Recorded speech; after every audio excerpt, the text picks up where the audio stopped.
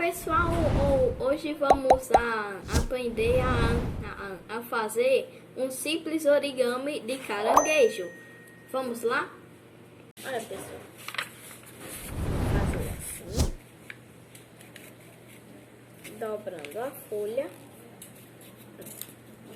na folha tipo A4, desse jeito. Aí a gente vem com uma tesoura e corta.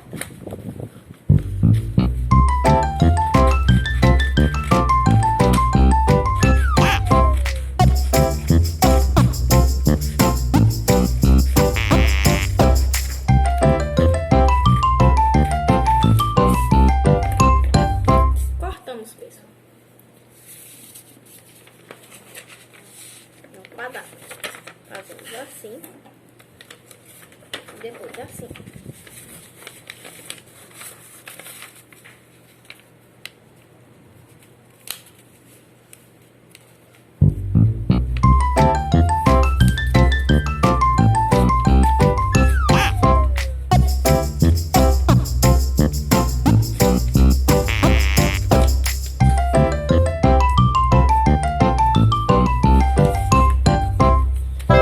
Agora fazemos assim.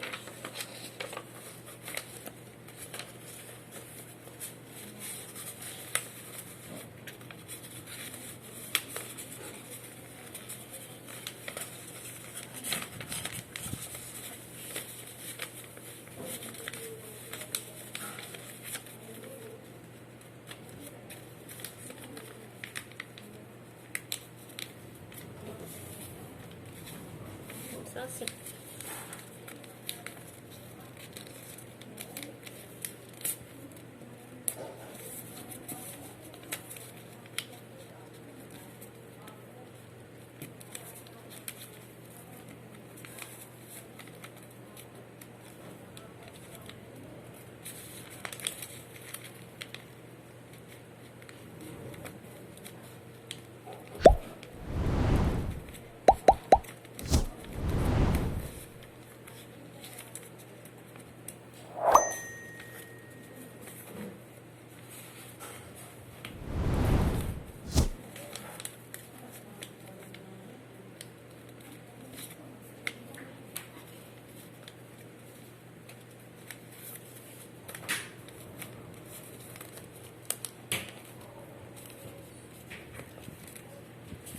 Está pronto o nosso origami de caranguejo.